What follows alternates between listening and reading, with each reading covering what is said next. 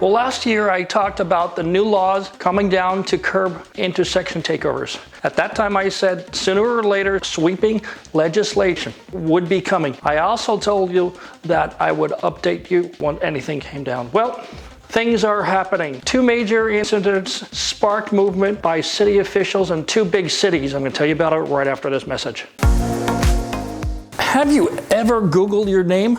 If you have, you were probably shocked to see some of your personal information floating around for the whole world to see. Every once in a while, I Google myself just for fun. I'm always surprised what kind of things are floating around the internet. It's just creepy that these companies have this information on me. So this is what they do. These data brokers are making money hand over fist by selling your info to robocallers, spammers, and in some cases, much worse. This is why I'm talking about today's sponsor, Aura. Aura can identify data brokers who are exposing your information and then submit opt-out requests on your behalf. Brokers are legally required to remove your info if you ask them to, but they make it super hard to do that. So let Aura handle all of it for you. Now you can get off of all of those lists. You can try Aura free for 2 weeks using my link here below, aura.com/Craig. Aura does so much more to protect you and your family from online threats that you can't even see. It's really easy to set up, so you don't have to bother downloading several different apps just to get things like parental controls, antivirus, VPN, password management, identity theft, insurance, and even more. You get everything at one affordable price. So let Aura do all the hard work of keeping you safe online so you can focus on other tasks with peace of mind. So first, we're going to talk about Miami-Dade in Florida. This new law just came on the books. On July 1st, 2024, there will be law changes about street takeovers. If you participate in a street takeover defined by 10 cars, you will be charged with a felony, which carries fines of $2,500 minimum and up to $4,000. And that's before attorney fees. And with a felony, it stays on your record for at least 7 years, making you almost unemployable unless you want to mow lawns or have some terrible job. If you obstruct police vehicles or fire vehicles responding to an emergency call while racing or doing donuts, doing takeovers or stunt driving, blocking the street or intersection in any way, you will be charged with a felony, resulting in a loss of your driver's license for 4 years. Yep. 4 years. Spectators will be fined $400. And before you ask me, how do the cops know that I'm spectating? They know. They're not stupid. If you're standing curbside and watching what's going on the street on the intersection, you're spectating. Come on, don't be dumb. But if you want to hire an attorney, be my guest. It will cost you 5 times the fine, so have at it. So if your car gets impounded, you will be paying about $1,500 for the standard 30-day impound. Looking at some of those cars, I feel like some of those drivers might not have enough gas money to get home. Hitchhiking? Just an observation. Look, I was your age once upon a time, believe it or not, but in our day, we had respect for the cops. We'd go to our spot away from the houses, outside of the city limits, out on deserted roads. We'd make a couple of passes, a couple of runs, and we moved on to another location. I just don't get these takeovers in front of everybody with cameras everywhere. What started to be a few donuts by a few cars, and it turns onto a big thing, and it basically turns into a riot.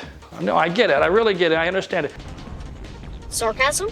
But when did people start bringing AK-47s and firing blindly into the crowds or on helicopters? This is no longer a car event, and you can't say it is. It's now turned into a riot, and you know it, and they know it, and everybody else knows about it. Legislators and cops will have to figure out how to stop these events, and until that happens, you can see more young people be injured, crippled for life maybe, or even killed, and we've already had several deaths. So I think nobody wants any of that to happen. However, us old school car guys are tired of these people. These people have ruined the car hobby for everybody. Back in the days, if you got a ticket for a loud exhaust, they would just write it as a fix-it ticket. Nowadays, it's a referee referral. A referral to a smog referee means that you have to take every engine mod off your car, including the ECU map that you use to make it all work. Back then, again, if you got pulled over for speeding, maybe 10 miles over the speed limit, you might get off with a warning. But if you're driving a Dodge, a Mustang, or Infiniti, you're more likely to be rewritten up because of what all these guys are doing to these street takeovers. Tinted windows, always illegal since I got my driver's license, I remember that. But it used to be a fix-it, you just take it off and then get it signed up. Or more than not, they wouldn't even pull you over in some cases. Now cops use that as an excuse to pull you over, and during the traffic stop, they smell inside the car to see if you got weed, you've been drinking, or whatever else. Or maybe they're looking at your passengers because they look kind of shady. Do they have any warrants? Are they hiding weapons? For the rest of us, the true car enthusiasts, we are now paying the price for the shenanigans of these criminals that frequent these takeovers, and I'm sick of it, and it's got to stop. Here in California, we have the same problem. Street takeovers in Southern California have become a big problem for law enforcement this year alone. And sadly, over the last few years, we've seen bad crashes and a few deaths. A couple people got paralyzed, and it's just getting worse. So here in California, they're getting serious. A new law will go after the drivers, charging them with felonies according to its author. It's called Senate Bill 1472, which will give judges and district attorneys the power to charge drivers involved in street takeovers, racing, and sideshows with felony manslaughter if their actions leads to being somebody killed. How do you like that? Checkmate.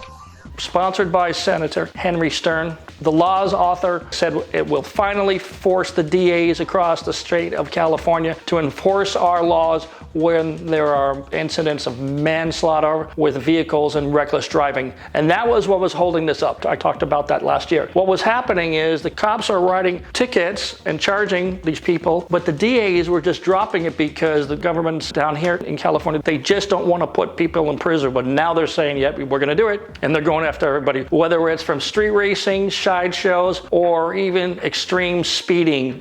They're getting serious now. The new law, which goes into effect on January 1st, will be known as Ryan's Law. It's named after Ryan Kopel, who was just 16 years old when he was killed by a reckless driver in August 2020.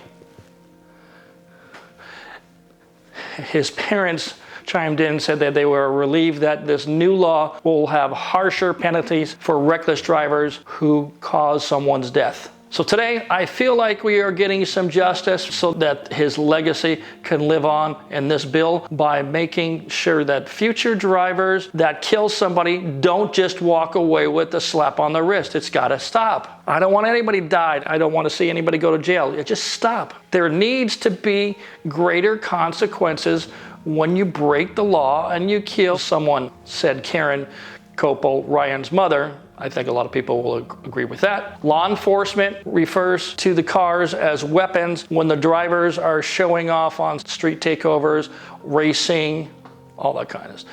The new law will pay to put more officers on the streets to go after just these people, you guys.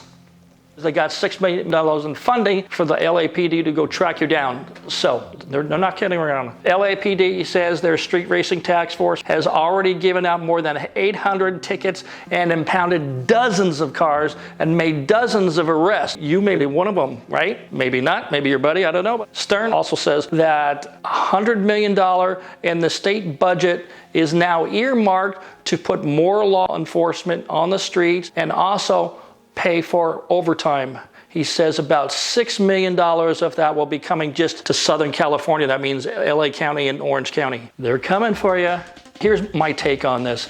It's pretty simple. Looking at this objectively, takeovers are for people who can't drive. If these people had any real talent, they would be doing track days at Willow Springs or any of the racetracks around Southern California. Doing donuts takes almost no skill. How do I know? Because I had no skill. I was doing donuts since I got my driver's license. Don't think you're badass. And to run into the pit while felons are driving stolen cars with no insurance makes no sense to me. If you're one of those guys, reach out to me because I'll happily pay for your vasectomy.